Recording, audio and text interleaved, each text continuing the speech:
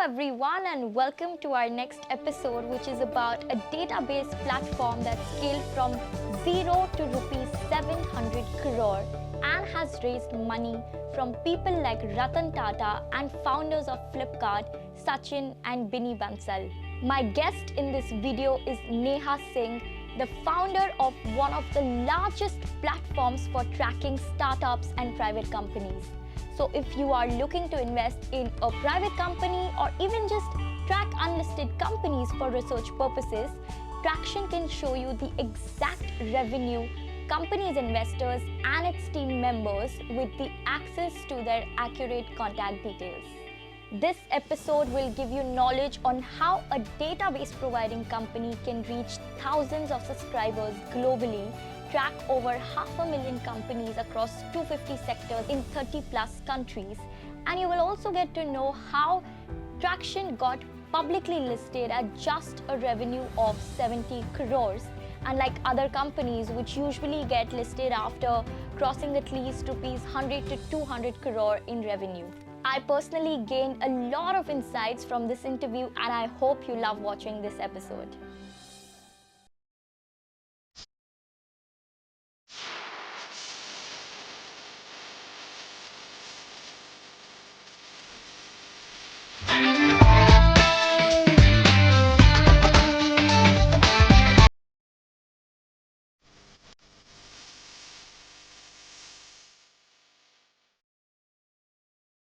Welcome to our show, Neha. Our show is all about women who have wiped out the norm and been at the forefront of the industries that they are in. And you're such one such woman in STEM, who is really gone out and about to create something that you were really passionate about. So tell me about your journey as to how did the idea of Tracxn even come into existence. And before I step into your personal journey, I would like to know about your professional a goal, like what did you want from your life when you were studying, and how did this idea of Tracxn come about? Sure. Firstly, thanks so much for having me. Excited to be here. And the idea of Tracxn got started so I was an investor as in a venture capital fund, Sequoia Capital. And that time we used to spend sort of disproportionate time in looking at, finding out interesting companies every day. And I realized that, if you look at the parallel public markets, public market investors have the luxury of so many platforms, right, that exist. And private markets are also, large and impactful. And, it also requires platforms like these. So Tracxn was born out of a need, personal need that you saw as investors, that you had to spend disproportionate time in. For instance, you're meeting a company, you have to figure out, okay, who else exists in that market. And there are a variety of companies, right? There are companies who are catering to the global market. So every time you have to figure out, okay, who else exists in that market. The second disproportionate time is that you are spending time in finding out new interesting companies every day, right? And you do variety of things to find out interesting companies. So I just realized, there should be a platform that exists for private market investors, which just helps everyone do that job centrally, right? So that's how Tracxn was born. So this was in 2012 when the idea got started and started working on that. And eventually I moved to Stanford for my MBA. And US was the first market that we started off with. So 2013 is when we started working on this formally, and we got incubated in Lightspeed Summer Program, which is a program that they have for some of the students of some of the universities like Stanford. And there we had the fortune of spending 3 months working with their core team, like with the senior partners, which was very very essential in us developing the initial product. And that's how Tracxn got born. Wow, this is so interesting. And tell me, how did you find your co-founder Abhishek? Because finding a co-founder is just as hard as finding an investor or your team member, or even much more than that sometimes. So tell me about that journey of yours. Right. So in our case, Abhishek also had a similar background. So both of us were com science undergrad. So I'm from IIT Bombay. He was from IIT Kanpur. and we were both investors at different funds. So he was at Accel, and while I was at Sequoia. And this was a common point of interest. Okay. We thought that can we use technology to make our life easier. And this was a common idea that sort of that both of us really wanted to sort of solve independently. So that's how we met my co-founder. Yes. Okay. And we started Tracxn in 2013. Wow, interesting. But tell me now, just taking a step back, how did you get into venture capital? Because a lot of people, of course, do their MBA from engineering. That's become the norm now. But how did you decide that, okay, after doing engineering from IIT Bombay, you wouldn't want to join a software company with a heavy salary, but a VC fund and something to do with finance? How did you decide that? Right. So if you look at my earlier journey, so I was really interested in the field of tech, and even when I was in college, I was interested more in the business side of tech. So instead of I thought that, for instance, the mobile phone had got launched when I was in college at that time, and I realized that a small thing like that can have so much of drastic impact in our life. I'm sure now people cannot imagine the world where cell phone did not exist, but actually it came when we were in college, and before that we did not have that. So I realized that seeing a lot of those examples, I realized that when technology is combined with business, it has maximum impact. I would say, and that was one of the things that really inspired me when I was an engineer. So after my undergrad from IIT Bombay, I joined BCG, which was a management consulting firm, the Boston Consulting Group, which actually give you a good idea about looking at a lot of businesses, right? And after a couple of years, then I realized that I have to go to the more tech side of things. So there were a couple of options. Either I could have joined a corp dev team of a large company, wherein you could also look at M&A and other activities which is happening. Or venture capital was one of the options. I would say venture capital at that time was very lesser known. So for instance, my parents did not know the name of any venture fund, or the term unicorn was not coined at that time. So people did not know about startup and the whole ecosystem. This was a decade back. People probably knew about private equity a little bit, but I would say venture capital and all this was very new. So people did not know the names of those funds. But obviously, thanks to, I guess, some of the friends who were whom I spoke to, I think this looked like very interesting option to actually start off with. So that's how my journey as a venture capitalist started. Okay, what kind of other options did you have in mind?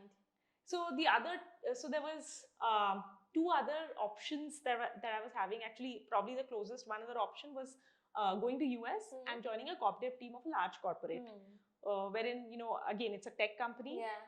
There would be you'd be looking at businesses, you would be looking at the business side of tech, and it would be obviously very hands-on. So that was the other option that I also had the job opportunity of, which eventually I decided to be in the venture capital field. Okay, and which was your first job in this domain? And tell me about that experience of yours, because you will be starting like right from the scratch, right? Some people might come from an MBA in finance background, CA background, and a multitude of other degrees. But how did you find yourself as a very beginner and a fresher in the VC fund? How different and new was it for you? Right. So typically, if you look at the people who have entered venture capital, they have a variety of different experiences. Some actually come from a very generic experience of just understanding businesses. Like a lot of people are from consulting or from investment banking who come in. A lot of people now have started coming from operating, who have been part of a company, a startup, and then have come into this. So these are the typical ones that have seen success, or they're typically the backgrounds of people that have joined venture capital. Now, what makes a successful venture capital is still an open question. So I think what is more important is that you have empathy towards companies, and you are excited about businesses. You go to the next mile in understanding how will this unfold. And about one of the key things about VCs to not just have it see the business as is currently, but how it might turn out to be in the next 10 years. Right? So just to have the vision of unfolding and how this market will sort of do that. So I think it's a skill that you learn on the job. Correct. There is no prior training. There's nothing, that actually, even today, people who've been successful VCs have had like a lot of different backgrounds. Yeah. So I think a lot of it is actually just learning on the job, I would say. Yeah. And obviously you have to be really excited about businesses. You have to be excited about, empathetic towards the founders, because you're meeting founders really, really early, right? So, it's something that you have to really enjoy. So that's how, you probably enjoy your stint in a VC, I would say. Yeah, wow. And tell me one of the most challenging moments of yours while you were working as a VC in a fund. What kind of Right. challenges did you navigate through, and what kind of learnings did you take from that? Right. So one of the most interesting, I would say, challenges was, so this was way back in 2010, right? And people did not know what VC is. So one of the things is that, after having discovered a very interesting company, obviously you have to spend a lot of effort in finding out interesting companies. But once you are able to discover it, and then you also have to spend effort in convincing the founder that, you should actually take a meeting. So I remember one of the company that we eventually ended up, sort of investing, but I had to spend like quite a few weeks in just, in finding the founder, in explaining to them why, venture capital is interesting. Why they should think about taking money. It's equity, because equity financing was very new, right? People knew about debt. So whenever you say, you're giving money, a lot of them would say, I don't need debt. The bank is what happens. So in this case, for instance, you have to just understand them what equity financing is, what a venture capital does, and probably getting the founder to meet our team after follow up for a few weeks, I would say. That was one of the highlights. Wow. Which founder or company? I would probably skip it for this, but like, which of the recording can tell me, because that's the interesting part. Company, which eventually actually turned out to be a very good investment for the firm as well. Wow. And your first one was at Sequoia? Sorry? Your first investment was with Sequoia? Or other fund? No, I was working in Sequoia. Yeah. So all of like you can only invest with the fund. Correct. Yeah. Shit. I mean, hearing Sequoia's name also, people didn't get convinced. Oh, people did not know about the fund's name at that time. 2010, people did not know what venture capital is, what the fund's name are. So people were not aware of that. Wow. It might be such a different zone, and today you look at them, people just overhear okay, Sequoia might be interested, and they'll reach to the office. It's now turned upside down fully. Yeah. I think obviously now in the last decade, a lot of things have evolved, meaning the information about the ecosystem, about venture capital, about startup, that has increased multifold. The ecosystem has become much more larger, right? Earlier there used to be in the whole actually globally there would be only about less than 5 companies that would become a unicorn. Right? And in India in 2021 there were more than 40. Correct. So obviously, and globally obviously more than 500. So obviously this whole ecosystem has also become much richer. Correct. But tell me, how did you decide to go for your MBA? Because so many people, especially youngsters, are confused that, okay, we've gotten a good degree, should we work or should we study further, Right. So what was the triggering point for you, and why you chose to study in the US?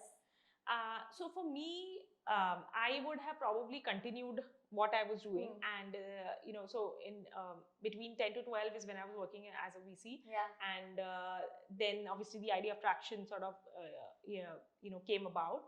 And for me, I think I had just applied to Stanford. I had actually not applied to any other college. Okay.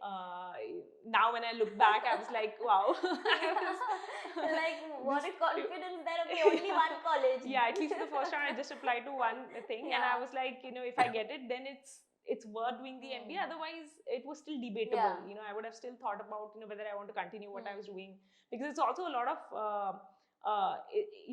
if you know the career that you want to pursue, then to just take 2 years off, it's a big time commitment. So for me, I think Stanford happened, and luckily I also got the Dhirubhai Ambani scholarship, which sponsored the entire MBA. Wow. How did that happen? So that was again like an application which was there. So I just got through. What do you think made you get that scholarship? out of so many So people they who have, applied? so they give scholarship to about 5 students every year who go to Stanford. And somehow they were lucky. I was lucky enough to get picked up Okay. to them. So that happened, and obviously, if you're doing anything in the tech space, then obviously spending time in the Bay Area is invaluable. Correct. So that's how it happened. Then when Stanford happened, I think then it was an easy decision that just made sense to sort of spend 2 years there. And then we also started Tracxn, between the first and the second year. Yeah. So that's how it. But it Abhishek happened. was in India at that time. Yes, he was in India. And you all were working like in. So he actually spent the summers there in 2013 when we got incubated in Lightspeed program. Yeah. And after that, we realized that to build this team, so we were initially debating whether to have the entire operations in US or to have it in India. And we initially were more inclined. We thought it'll be a US company, and because the customer segment is there, and it's a global product, so it made sense. But then we realized that to build a global platform in the private market data space, we also require like a team of analysts in addition to tech, right? And India is obviously a great place for building such a team. So then we realized that Bangalore has to be like the hub for building up this. And after spending about, I would say, 4-5 months there, then we started to set up the office over here. So Abhishek was here, and I was still spending the initial, I would say, 4 years, over there, located in Bay Area, because a lot of the sales used to happen over there. So people would understand it much faster over there also because of more activity happening in that region. Right. Yeah. But tell me one thing, do you remember the essay that you wrote for your Stanford, and what was it about? Oh. Because recently someone came on my interview and told me that what I'd written 20 years back in my essay is what I'm doing right now, which I didn't even imagine that I'd come out through. Yeah, so that's why my question to you, what was it that you had written in your form? So Stanford is known for this, very famous essay, and they have very limited actually set, and the one main question is, what matters to you and why? What matters to you most and why? So this is like the key question, right? And everyone, it's a very open-ended question, right? Unlike a lot of other questions are about, tell me about a few things that you showed, your leadership abilities, or about some particular thing. This is a very open-ended question, I would say, as compared to most questions, most B schools. And everyone has a very different angle of looking at it. Yeah, looking at it. It can be so, it can be that, well, education matters to you. Like, like for a friend of mine, they actually they came from very underprivileged background, and then they realized that, how education in their family, for one of their members, really made them, made their life much more comfortable, I would say, right? And the basic necessities much more easily available. So that inspired them for education, for instance. It can be as much as this. Or for another of my friend, problem solving was one of the things that really inspired them. And, by following this, they actually did that. For me, I think it was a combination of various things, So I think that essay is a good time for you to reflect back of all the things that you actually, of all the decisions that you actually took in your life. And why did you end up choosing them? By actually just looking back, you can probably realize there's a thread, right? There's a common thread which is there, in your life. And then, probably that's how, that is basically all the decisions that you have in your life, you've always ended up choosing that. Right? So what did you write? Like, what mattered to you the most at that time? I'm actually... Which year was this, by the way? This was in 2010. So it was more than a decade back. So I may not remember it in full context. But I think from the vague recollection that I have, it was probably something that, I think whatever is there, whatever you choose, just putting your best foot in front.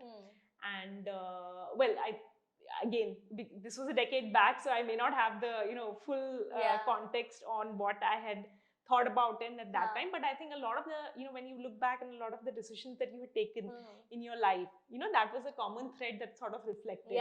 But did you write something there that did you always want to be an entrepreneur firstly, or would you see yourself as an investor when you were working? Like, what was your inner calling? क्योंकि So, पता होता है ना, क्योंकि यही right. करना है long Yeah, term yeah, में, yeah. तो what was it No, for I you? always say that basically it was not that I wanted, so it was not that I thought that I want to be an entrepreneur and then I'm looking for an idea to work on, and then you know, that's how it started. So in my case, it was not like that. In fact, in my case, I would have been happy doing what I was probably doing until this problem looked you know, super interesting and really needed to be solved.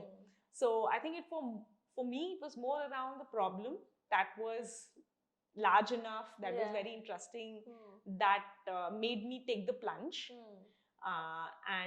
know, if it had not been for this, then you know, for me, entrepreneurship was not like the way of life. It was more around the problem that inspired you, and that's why you want to spend like the next decades in solving that. Understood. But do you think people who really want to make it a way of life can also be successful, like who are just looking for ideas and they know that all they would want to do is entrepreneurship and not work in any job? Do you think that mindset is also right? Absolutely. So if you look at the background of people that have been successful entrepreneurs, they actually come from you know, both varieties. There are people who want to do who are very serious about, you know, doing a startup, and they spend quite some time in identifying, for instance, the what is a good problem to work on. In fact, you know, right now even funds have a program that a person can spend some time with them. There are few funds, especially in the Bay Area, that they can spend some time within the fund while they are researching about the idea before they launch it. Right? And obviously incubators and others also do a good job at that. These are venture studios, right? Not just venture studios, I would say. So this is, for instance, a program within the funds also that is there. But yes, there are venture studios as well. There are accelerators as well that, you know, help you actually do that.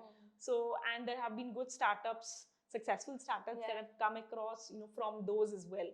So I would say, I think there's a variety of background which entrepreneurs and successful companies, you know, have come about. This is also one of the bucket wherein there are people who want to do, you know, be an entrepreneur or build a business. Okay, nice. Very interesting. But tell me, as to, you said that you were speaking to Abhishek, who was working with Axel at that point in time. So what got you to speak of this idea to him? And were there others also whom you spoke about this? Were you actually looking for a co-founder? So actually, this was in 2010 when the whole VC industry would be probably, I would say, 40-50 people. That's it.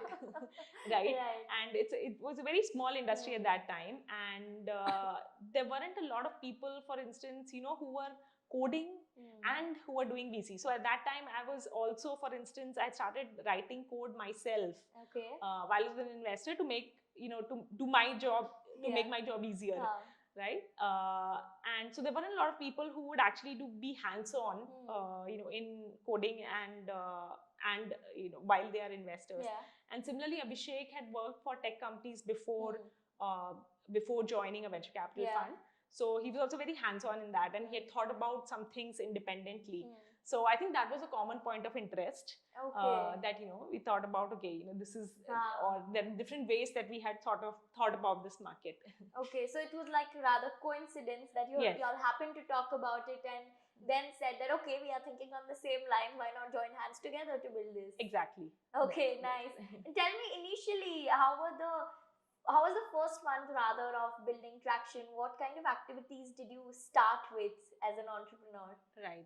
So I would say when you're starting a company, and especially in a greenfield market like ours, wherein there was no product which sort of existed earlier, right? It was not that you were building a better CRM or a replacement of a software which is, you know, already there.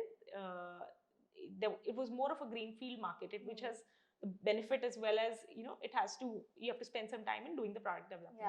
So I would say the initial, you know, first 3 months were just spent in building the product, the pricing, right?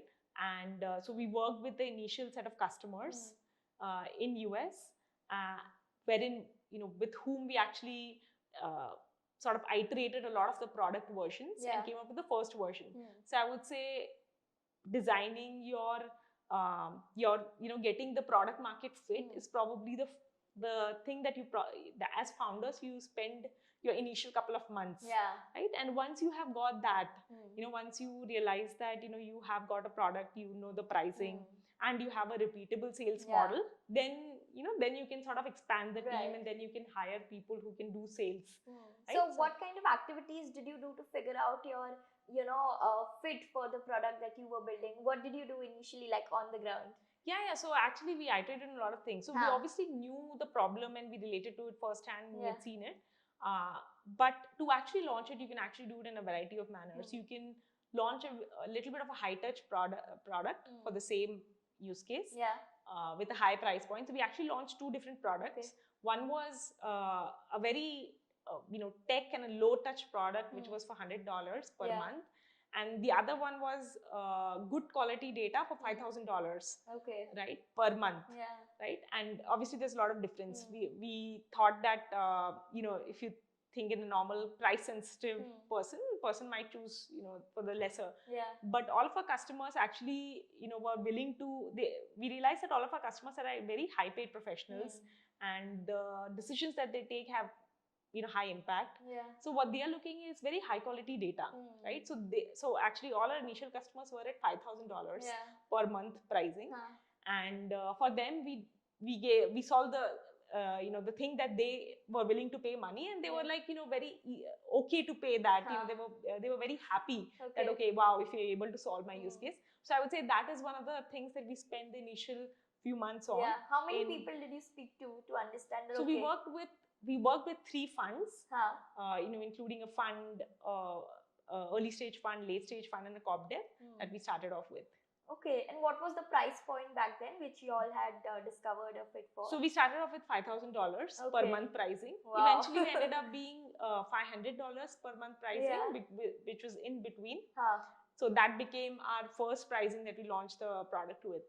Okay, nice, interesting. But did you have any mentors when you had started this journey of yours of building up? Because the right advice and direction is very important for entrepreneurs when they're just starting about, because it's important for someone to show them the mirror because they're so engrossed in what they do. So what kind of guidance did you have around you? Right. No, obviously we had an amazing set of mentors, I would say, throughout the journey of Tracxn.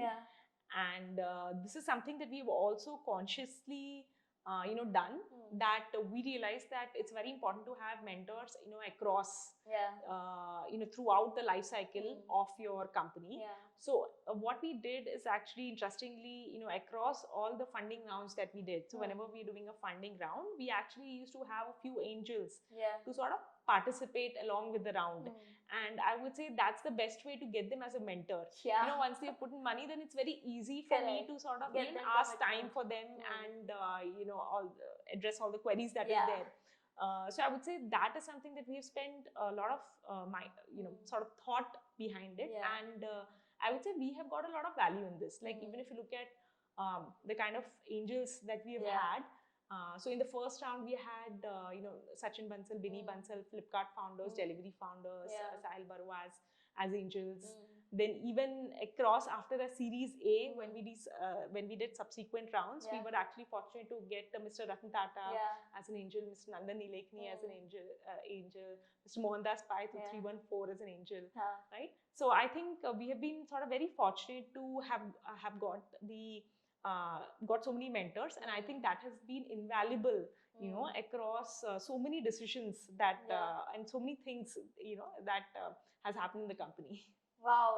I mean, I was going to come to this question of how did you find each one of them, but before I ask you that, I would like to know that, how did you understand that, okay, this is a data technology platform which is for investors and entrepreneurs who are working in this market. So how can this be a very big product that can be used by masses? Because if you think about it, only investors are your biggest target audience, right? Currently also. Right. So I would say in terms of our customer segment, you have nearly half our investors and half our corporates. So corporates, interestingly, is equally large for us, wherein we work with their M&A team, their innovation teams. And in the private market side, we work with the venture capital funds, private equity funds, and investment banks. Right, essentially. And I think the other thing is that it's also global. So we have customers in over 50 countries. Right. and more than 60% of our revenue is outside India, so that continues. Yeah, I asked this question because a lot of people think that, okay, if you have to be successful, you need to have a massy product which will attract consumers from every background. But you chose the unconventional path, which was very focused on different, target audiences in different segments. And I really want to know as to how did you scale up only from this thing, because VCs ask this question, how big is your TAM? And in that, if it's less than $1 billion or so, they get very jittery. And I'm sure when you had started out, there were very few people who were actually into this industry back in 2013, but you had the advantage of the US, of course, because that was a good market. How did you have the confidence that, okay, this is going to scale up in a big way, even though I'm targeting only a select audience? Right. So, actually, if you look at, so obviously India, a lot of the companies are consumer, but if you look at US, a lot of the companies are actually enterprise. Yeah. So when you speak to there, they actually understand the thing about just catering to enterprises, and then the interesting discussion is about, is it high price point or mid price point, or the SME. So obviously we were catering to the more enterprise segment within within, I would say, the corporates, right?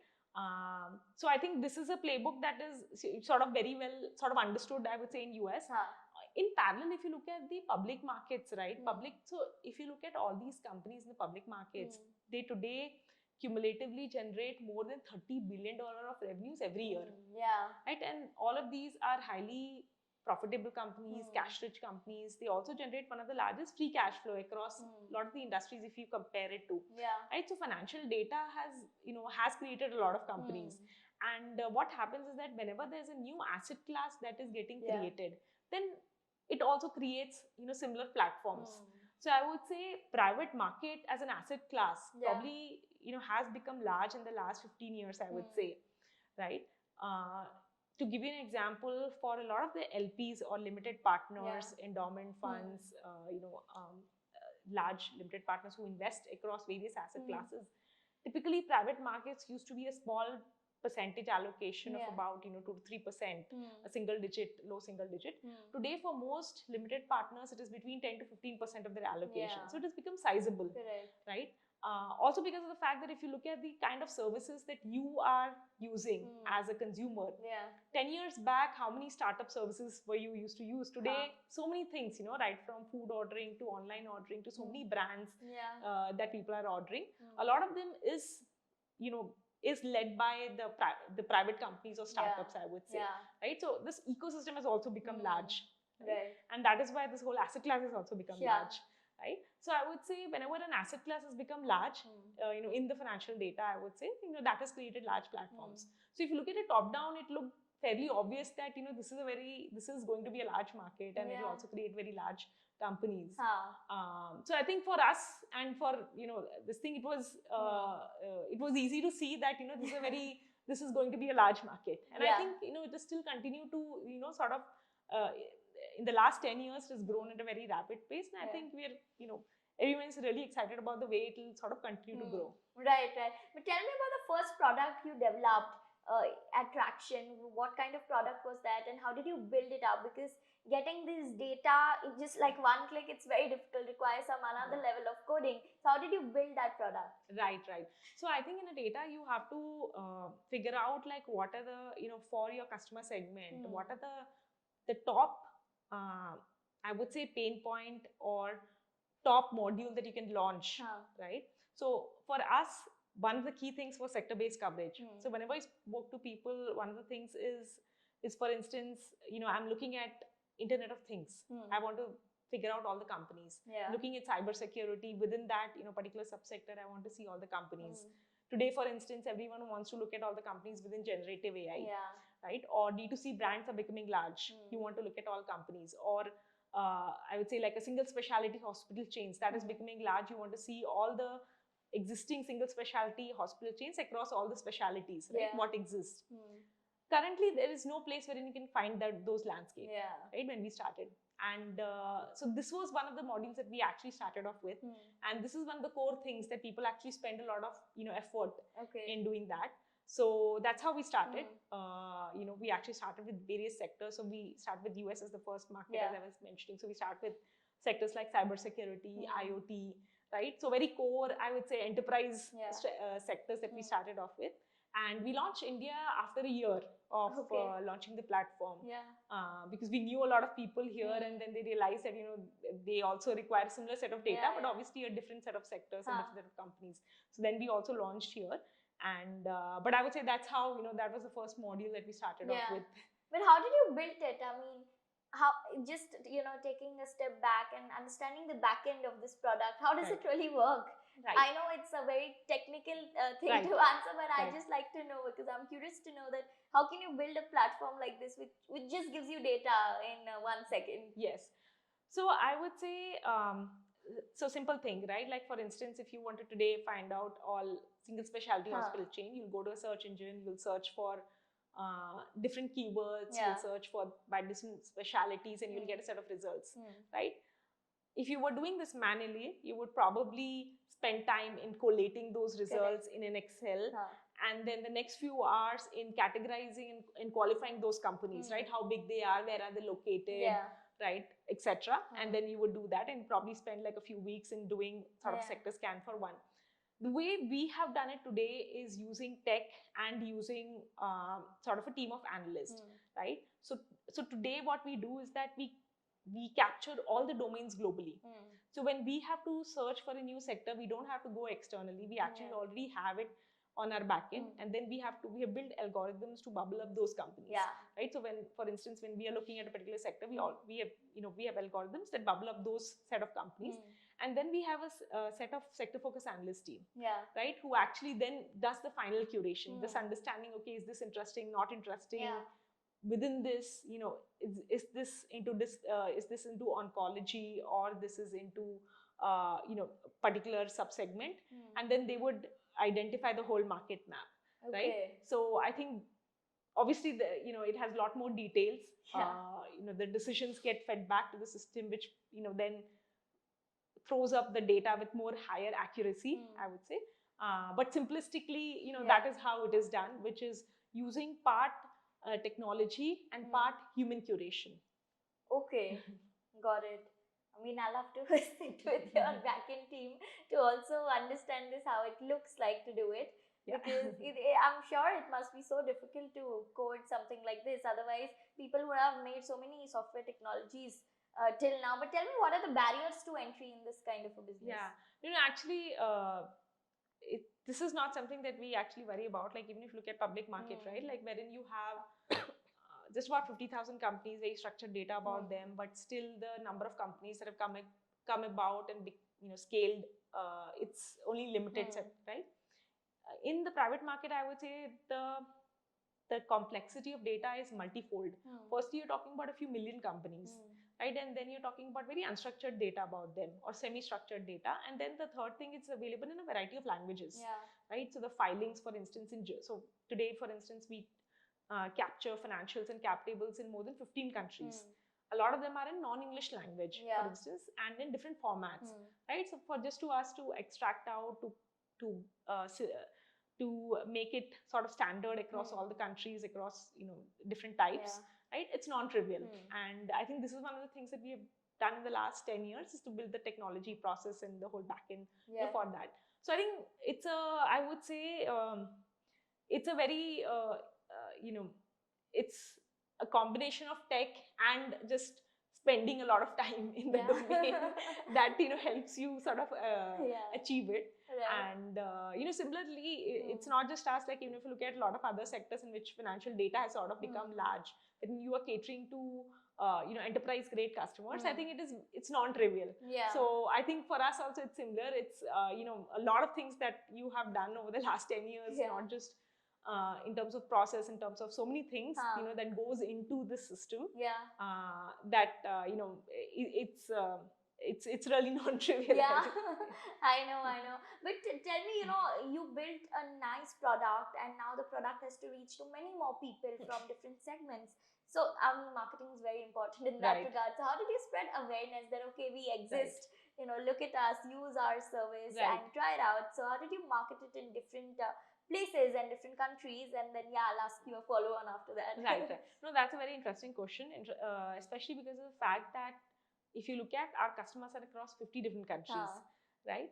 And how do you actually reach all those countries? If you were to start having physical presence across all it's obviously very cost ineffective, and it's it's not very effective to sort of reach to a large audience. Correct. So I would say in the first 10 years of our journey, the initial 5 to 6 years, we spent disproportional time, effort, resources in building the tech platform and building the whole team, etc., the data, right? I would say the more recent 3 to 4 years, we've been doing a lot of things across the marketing, sales initiatives, right? So a few of the things that works really well is, for instance, one is we have a lot of interesting content, right? If someone is searching for like fintech companies in Sweden or cybersecurity companies in US, we have a lot of content. So we give out part of the content which comes to people, when they are looking for those, and that helps us generate leads. Okay. Right. So that is one big engine that today gives us a run rate of more than 16 million visits, every year. Wow. Right? So that is one. I would say a second thing is that we have different type of reports. So we publish reports on a variety of sector. Okay. We give out part of the reports for people. So for instance, someone is looking at semiconductor industry, they come across our reports and then they realize that we have all this data. Got it. So that's probably the second. But how does the report reach out to so many people?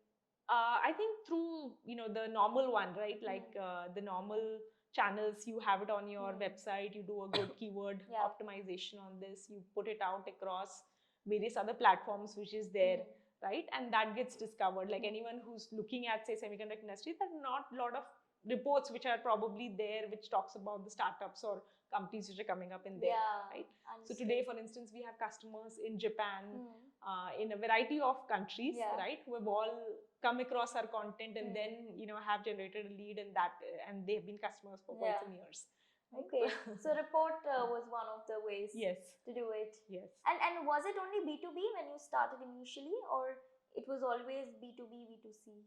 So it was always, so I think it's B2B because all our customers are, either private market investors or large corporates. So all our initial, marketing efforts as well have been, primarily B2B. Okay, understood. And which was your first company that was your client, and how did you get there?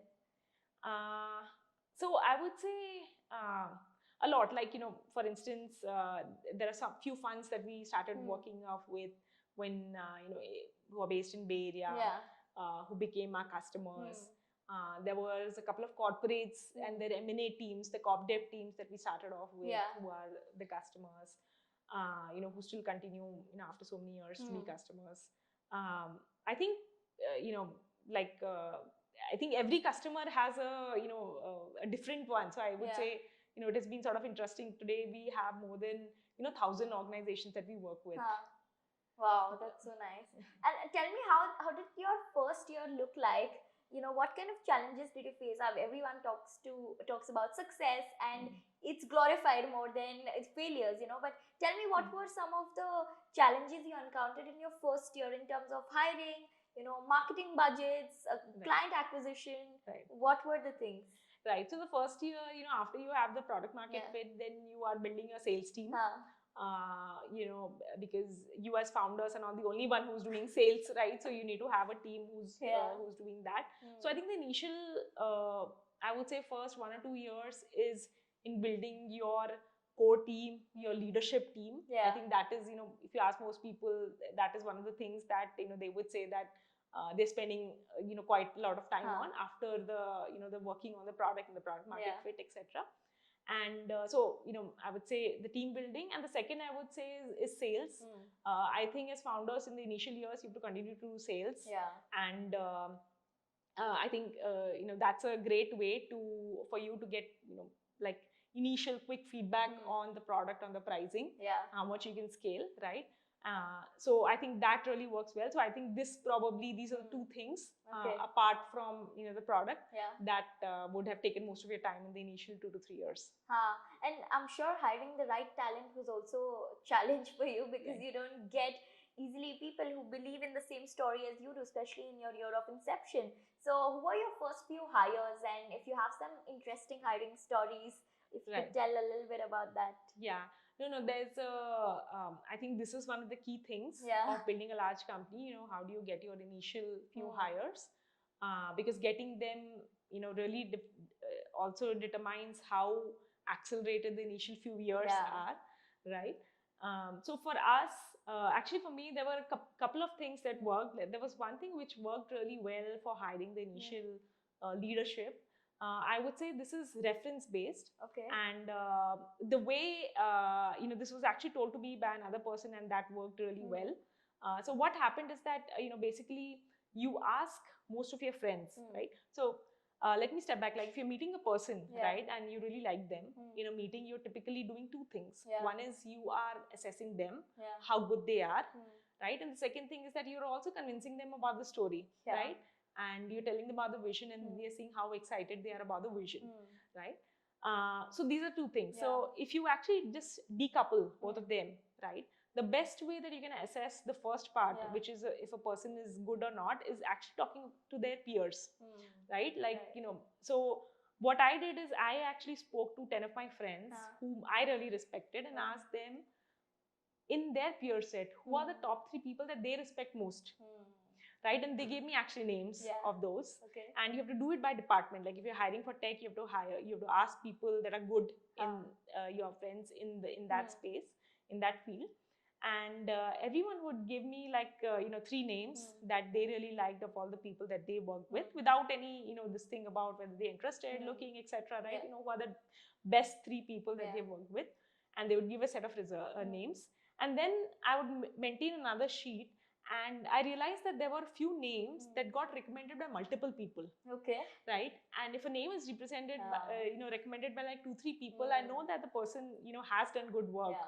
Right? And then when I'm meeting them, then I have to just assess them for the second thing, right? Like how excited are they about the vision of the company? And I already know that, they do a great job. Correct. Right? So I think that really worked well. And the initial few hires were, through that. And, that probably made our initial, I think few years also very accelerated, I would say. Wow, it's actually a very nice process to follow. I didn't know about this. A lot of people just say that please ask if anyone is interested in your team to join. But how can they sell your story on your behalf? Only you can. So the best approach is this, that just see who the best one is and then try to convince them.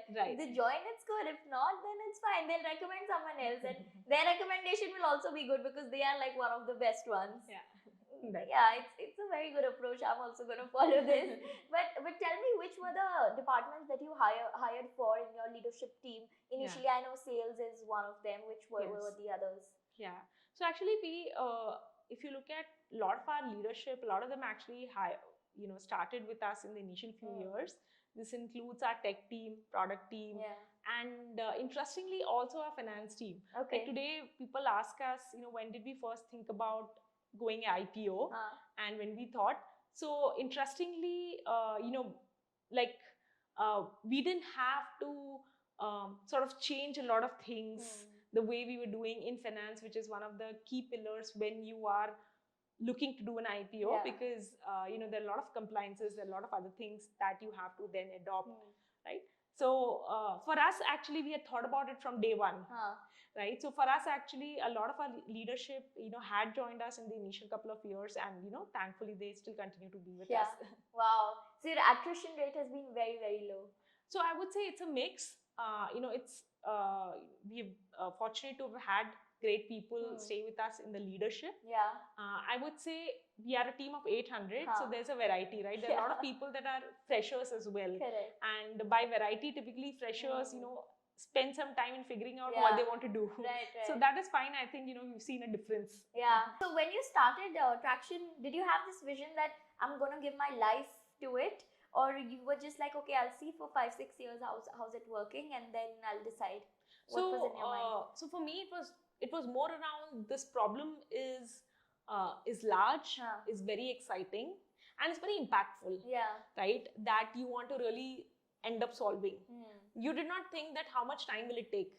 Right? Like if you think about the journey of any founder, they would not know that in which year they would end up solving this problem. They are more excited about, committed to the problem, and I think even today there are so many things that can be done in the for the private market. I think one of the things is that once you have more information, platform which is, or information symmetry which is there. The other interesting thing, it also accelerates the whole innovation. Like if you look at it, right, founders spend so much time in finding out about investors. Investors, on the other hand, is spending so much time in finding out companies, right? And both of them are doing that in isolation. And there are 1,000 investors who are doing the same exercise, and there are so many founders who are doing this. And just having more information as a, sort of a platform which exists, just helps making that whole ecosystem much more efficient. Right? Even if you look at the private market, right? There are so many things which needs to be solved. I would say, having more liquidity of shares across the different life cycles, to being able to find out interesting companies.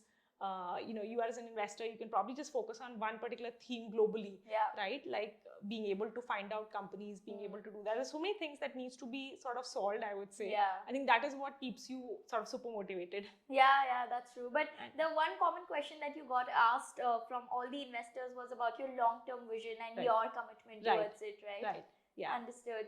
And tell me, how did you get Mohandas Pai on the board? How did you get a meeting with him? So that was very interesting. So we had actually mailed him for so I thought I'm writing like a cold mail and I may not get any reply from him, but luckily we got a meeting with him, and then we were able to sort of convey our story. But I think what would you write in the email? Because so many people just write it so lengthy that it just crosses your email chain, and people don't even notice it because it's so lengthy. So how would you really pitch to people in cold emails? No. So you don't have to. You cannot spend like a mass mail to a very to anyone. I think we obviously sort of really respected him, and we did not think that we were not sure whether we will get a reply or not, but we were just lucky to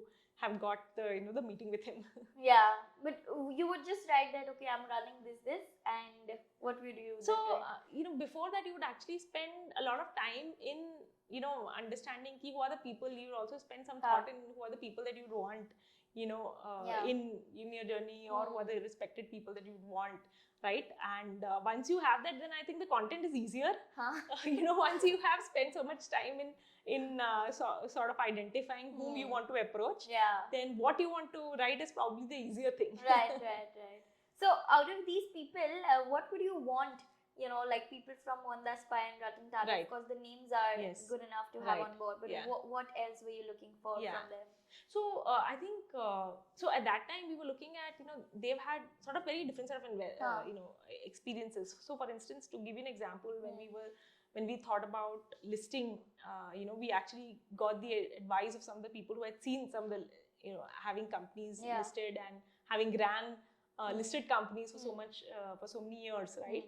So this is something that you cannot do it when you are thinking, right? You have to probably you have to set a lot of things in motion a few years before you're thinking about any milestone which is there, right? So just having those people obviously is helpful in knowing what else to think about, right? What else to plan about, what else to think about in a company in terms of org building, right? There are a lot of interesting sort of decisions which happens, right? The way you structure. To give you an example, there are two ways to deliver to the same customer segment, right? Private market. You can either build a whole services model, or you can build a productized model. The advantage of services model is that the revenue scales much faster, but then you're sitting on a very thin margin, right? And you're always talking about, inflation is happening, and the salary cost is increasing, and your margin is sort of under pressure. If you're building a product, you have to obviously spend a lot of effort initially, but then you're talking about a very high margin, right? So that decision you have to take for so many modules a few years in advance, right? And so just having a set of mentors helps you debate some of those decisions. Understood. Right? And your margin, of course, I'm assuming it must be very big, because it's a tech product that you're selling at such a high cost. So, do you think the margins have expanded in these years, or they have shrunk like by a percentage or two? How has the business particularly evolved? Right. So one of the interesting, obviously, points in our business is that you have very high, gross margin. You're talking about very high gross margin product, right? What that means is that once you've built a product to serve 1,000 customers, for me to incrementally add another 2,000 customers is very limited cost to me, right? Because everything is sort of productized. Obviously, there's a lot of work that goes behind that, in doing that. But once it is, it's a very high margin sort of a product. And that is what you can also see in our numbers, for instance. So if you look at our, it's a very high operating leverage. And if you look at our top line and bottom line, you can see on a year-on-year basis, there's a constant margin expansion that has happened, right? So from like a minus 50% to minus 30% to break even to like a positive 7% is what we ended up last year, right? So there has been a very non-linear margin expansion, which people haven't seen in a lot of other businesses, which is one of the things that they find very exciting in our business, I would say. Understood. Right?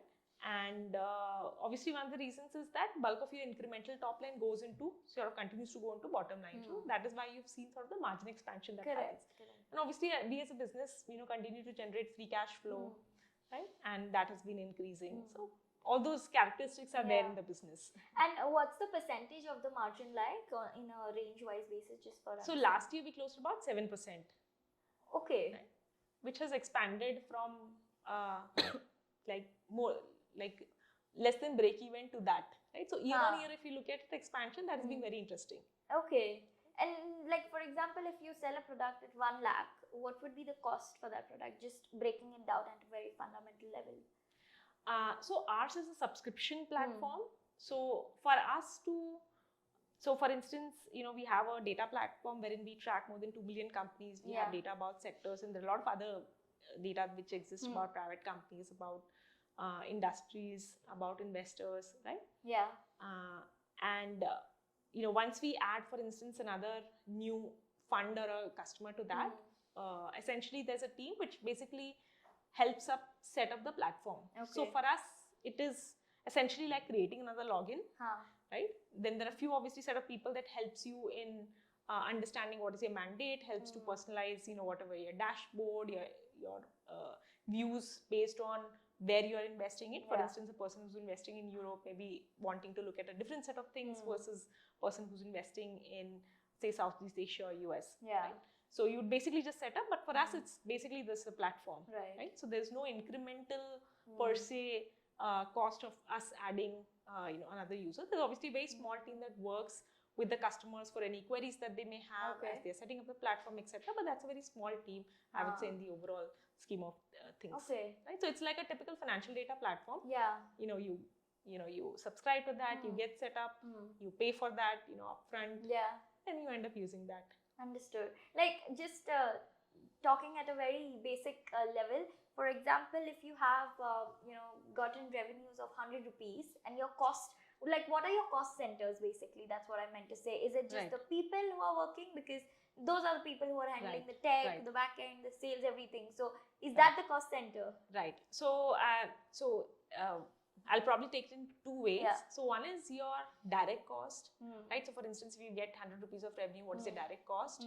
That is negligible. So that is less than maybe like 10 rupees, right? So your 90 rupees, essentially, more than 90 rupees is essentially your gross profit, right? Which is there. Then you're talking about, so this is your direct cost, which is related to any revenue that you get. Right? Then there are all the other costs, right? Which is there, which is not directly linked or directly scales with the revenue, but this is just your cost of building, right? Like of you building the data, making the tech platform. So if you look at our cost overall, right? So nearly 90% is your team cost, right? Which is across all the teams, tech team, analyst team, data teams, sales team, etc. So that's nearly 90%. The second largest cost item is your cloud cost, right? Because we do a lot of data analytics, process a lot of data. So the second largest is your cloud cost, and the third largest is your rental cost, right? Interestingly, we pay more to cloud cost than to rental, right? So despite having no cloud is your rental place actually for all the data. Right, exactly. So that's bulk of your cost, and then there are other few costs, but this probably Okay. accounts for bulk of your cost. Yeah, maybe that's the reason why it's such a good, profitable kind of a business where 90% of your cost is just your people. You know, usually people have so much of capex that they just can't break even. So, which was the year you broke even? Right. So last year was the year 2020. So FY21 was the time when we had actually turned cash flow positive. And FY22 was the time when we had turned PAT positive, including all the non-cash expense, everything, including PAT positive. And obviously, we hope to continue to increase the margins.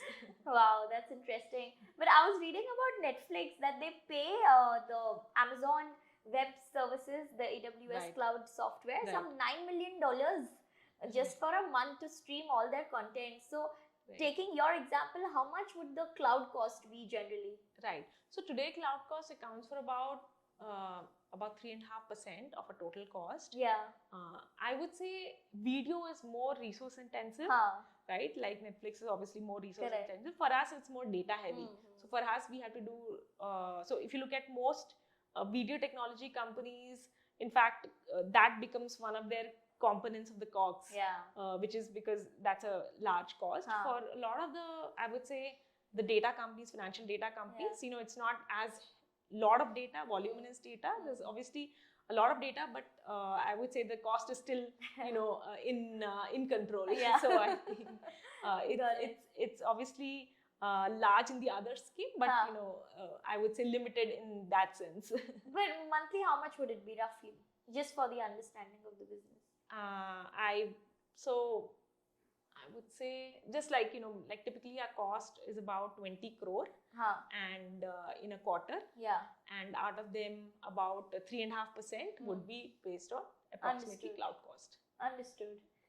It's actually a very good business model if you go to think about it. And talking about that, I think that's why people really like the large financial data companies globally. Correct. I would say, and it's. I think the beauty is financial data subscription.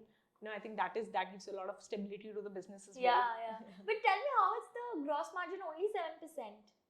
No, the margin, the PAT margin. Achha, PAT margin, different. Okay. PAT including all your costs. Okay. It's not the gross margin. The gross margin is obviously very high. It's north of 90%. Yeah, exactly. But this is your PAT margin. Okay, got it. Yeah, so, I'm sure that a lot of investors would be flocking around you when your business started taking shape.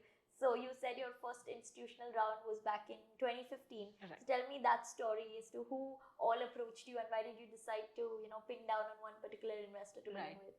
So that was an interesting one. So interestingly, in our journey, I would say of Tracxn, we never did like an outbound round. For us, so two things happened. So one is all these investors were our customers. Right, so they were actually using the platform. They were seeing value, and they could actually see it live. So they didn't have to, thought about like, what's a product, what's this. They're actually users of that. I would say, that is one of the things. And obviously, a lot of them were. We knew them because we were, from the same, from the same industry, right? And we were fortunate to get sort of the elevation as a first institutional investor, to back us in the first round. And even if you look at the subsequent rounds, a lot of them are from, funds that were using our platform. I would say. Understood. But I'm sure that you might have elevation plus other people on the table. So no, so in our case, actually, as I was saying, we never did like an outbound round wherein you were sort of approaching a lot of ones. So they approached you. It was like they had approached and we really respected them, and we were so I think for us it was not like you would shop around or you would go to other ones because you already if a person, if there are few funds that you really respect, right? And if a person sort of, approaches you, then it's easier to close. Correct. So for us, interestingly, all the rounds happened like that. All of your rounds? Yeah. Wow. I mean, that's intense. I think the other thing what has also happened is that in our business is fairly cash efficient. So it's not that we had to do like very large fundraisers at different points in time, because for us it's an enterprise product. We have subscription revenue, and we cater to the private market investors, which are at a good price point, I would say.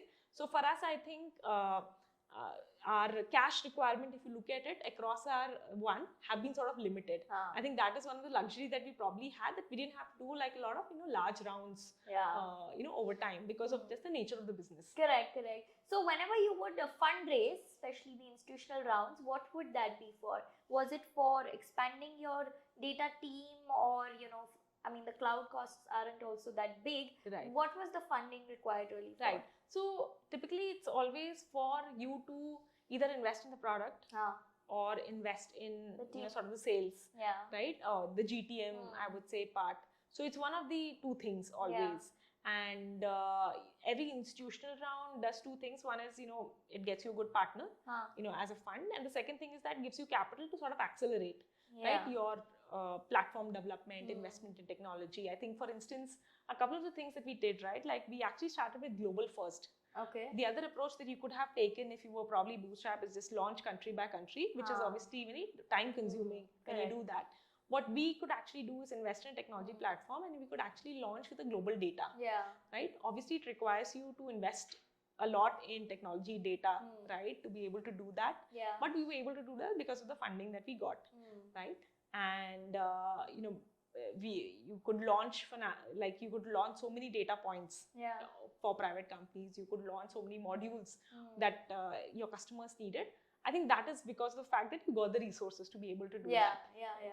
Understood. And then, yesterday I heard Abhishek saying that the timing of going public, it's very important, because if you have these, companies like HDFC or other mid-market companies, going at a lesser rate, and if you go public at that time, why would people want to buy your share? They would want to buy that share of the company that they know for years, which they are getting for a lesser price. So, the best time would be when they are at their peak level, like 52-week high pay, when their stock prices are, and then when you put yourself out there, people might be inclined towards buying your share. So how did you time your IPO? Tell me more about that, because that was the only thing I could hear. Yeah, no, that was a very interesting, so for us, obviously, it was very interesting sort of milestone to think about that. And when we were starting 10 years back, we had thought that, at one point in time in the life cycle of the company, it would be great if we could get listed. We were obviously thrilled that it happened the first 10 years of the journey of the company. And we had started preparing for an IPO when we turned cash flow positive. Having seen private or public markets earlier as private market investors, one of the things that we understood is that Indian public markets like profitable stories. Right? And like to see companies, with profitable, with sort of increasing bottom line, etc. And that's why we thought about that we can start preparing for that when we actually turn cash flow positive, right?